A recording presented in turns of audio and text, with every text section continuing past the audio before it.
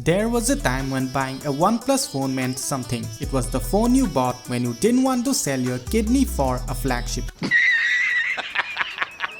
But also didn't want to compromise on performance. And for a while, this formula worked so well that it genuinely rattled the whole smartphone industry. But today, nobody seems to be uncomfortable anymore because the brand that disrupted the market has settled into it perfectly.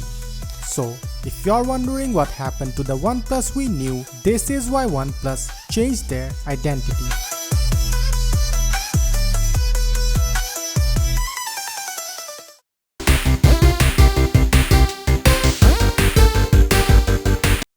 Before the launch of the first OnePlus, the smartphone market was divided. On one side there were the high-end flagships from the likes of Apple, Samsung, HTC and Sony. They offered everything: performance, build, cameras, but they also came with a hefty price tag. And on the other side were the lower-end devices from Samsung, Motorola, Nokia and Micromax. These were affordable for sure, but try running Angry Birds on them and you quickly found out why they were affordable. So customers either overpaid if they wanted the best or had to settle. There was no in between. This is where OnePlus entered the chat. Their intent was to make a smartphone that would offer flagship performance but without the pricing of one, so that the users had to never settle again. And this later became their slogan moving forward. With the launch of the OnePlus One in 2014, it created a new segment and the people started calling it the flagship killer. The OnePlus One sold over 1 million units in its first year, and for a company that nobody had heard of before, this was huge. And to achieve that,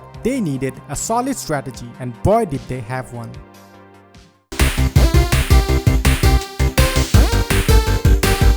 Contrary to today, Chinese smartphones before OnePlus didn't have the best of reputations. They were mostly seen as cheap knockoffs with sketchy software. The Made in China tag was mostly associated with low quality devices. This changed after the OnePlus launch, breaking the stigma in every possible way by providing better build quality and better software. The clean Android we are so used to now wasn't really a thing even with higher end devices. Every manufacturer had their own heavily skinned version of Android. I'm looking at you, TouchWiz, that bloated the devices like your stomach after having Mountain Dew and Cheetos the whole day while playing Call of Duty. Combine that with the inferior hardware and the lower end devices, they made the user experience similar to streaming a video on dial-up internet. It was extremely painful. OnePlus shipped with Cyanogen OS and later shifted to their own OS called Oxygen OS. These versions of Android were clean and bloat-free, and paired with the high-end hardware made the devices faster and smoother than any other smartphone in the market. But making a good product is one thing, and being able to sell it at a massive scale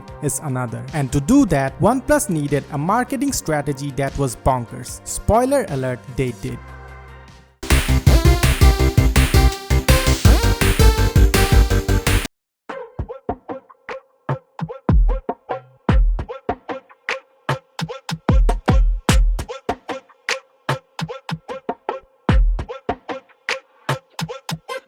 With the OnePlus One, the company had a solid product in their hands, but instead of selling it directly to their customers, they made it invite only. A never seen before strategy to sell phones, but it was quite a genius move. The impressive specs and aggressive pricing of the smartphone already had enthusiastic fans salivating in their mouths. The invite only system created scarcity in the market, and you don't need a degree in economics to know that when something is scarce, its perceived value smashes through the roof. The invitation needed to buy the phone created an exclusiveness which resulted in a cult-like following. This also ensured that demand never outpaced supply. They constantly kept in touch with their community, and while other brands spent tons of money on marketing, OnePlus relied heavily on word of mouth, letting the customers do the marketing for them instead. The direct-to-customer sales of the initial device also meant lower overhead costs and helped better manage inventory. OnePlus also headed an aggressive social media campaign. They gained huge followings on Twitter and Instagram and regularly engaged with fans there. They also launched forums where users can discuss various topics, which helped OnePlus build an active community of loyal fans. All these things resulted in OnePlus quickly shifting from the new and exciting brand to a crowd favorite. And in the midst of all this, OnePlus seemed unstoppable until they took a wrong turn.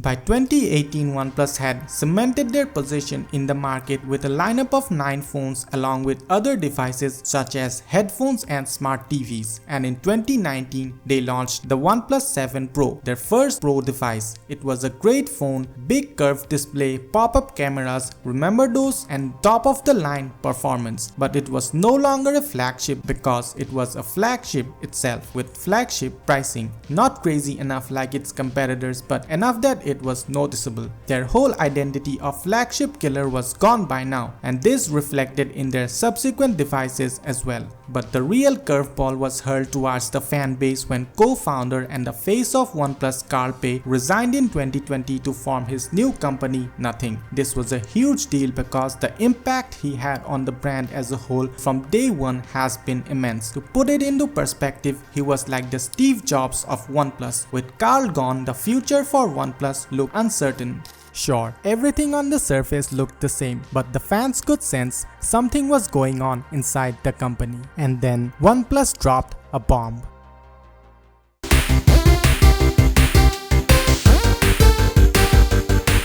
From the very start, OnePlus was clear about them not being a subsidiary of Oppo. Now, public records showed that their only institutional investors were Oppo, but Lau later clarified that it was Oppo Electronics and not Oppo the mobile manufacturer, although they did share Oppo's manufacturing line and part of the supply chain resources. In 2021, OnePlus and Oppo announced that they would merge. On paper, this was just meant to be about sharing resources to make better products. But the reality was far from it, and it showed in the direction they went after. The products looked similar, designs started overlapping, but the real gut punch was the merging of OnePlus's Oxygen OS with Oppo's Color OS. Now, for any other brand, this wouldn't have been very significant, but for OnePlus, this was like abandoning their whole identity. OnePlus was a brand for the enthusiasts, and for them, Oxygen OS was a big reason why they chose OnePlus over anything else. This came across as a betrayal to the fans that were behind the brand from day one.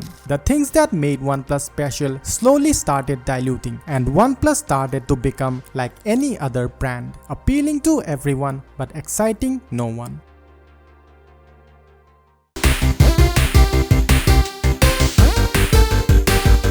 Now OnePlus still exists today, launching new phones, selling other tech products, especially well in India, but the hype around them is gone. They no longer feel like an independent brand with its own identity, but rather part of the same lineup of devices it used to compete against. Now it's easier to say that OnePlus fell off, but did they really? Or was it a calculated decision taken in interests best known to OnePlus themselves? When Carl Pei left, there were rumors about falling out between him and co-founder Pete Lau over the direction they saw for OnePlus moving forward. Now, I made a video about why brands betray their loyal fans, and I think it fits perfectly with the situation of OnePlus. Here's a part of that video. Let's take an example of a small company. They launched their first product, something cool and niche, targeting the enthusiasts. The enthusiasts support them passionately, often via crowdfunding, with word-of-mouth building initial momentum. But tech enthusiasts are fewer, demanding, and hard to satisfy, always wanting cutting-edge features at lower prices, which makes it hard for companies to grow and make profit. So now they are left with two choices: stick with the enthusiasts and risk failure, go mainstream and abandon their loyal fans. This is where the betrayal part comes in. It's not really about betraying the fans, but mostly about survival. OnePlus started as a small company focused on making high-quality devices at lower price, and for a while it worked extremely well. But that model was never sustainable in the long term, and eventually they had to choose between scaling as a business or die as a crowd favorite. We were a group of product people, engineers, and marketers, all working in the smartphone industry, and all had ideas on how things could have been done better, because creating a smartphone brand seemed like such a difficult thing to do. But back in 2013, the smartphone industry was not in a good place. It felt like Android brands competed on who could have the most features, but they didn't really care about design or user experience. So that's why we were all using iPhones. And we realized what a great opportunity we had here. What if we could combine the openness of Android with Apple's focus on design, polish, and user experience? I mean, there must be Android users out there who also care about these things, right? So, what do you think about this video? Share your thoughts in the comments below. If you want to know more about why brands betray their loyal fans, you can watch this video. Hit the like button if you missed the old OnePlus. Subscribe for more videos like this. See you in the next one.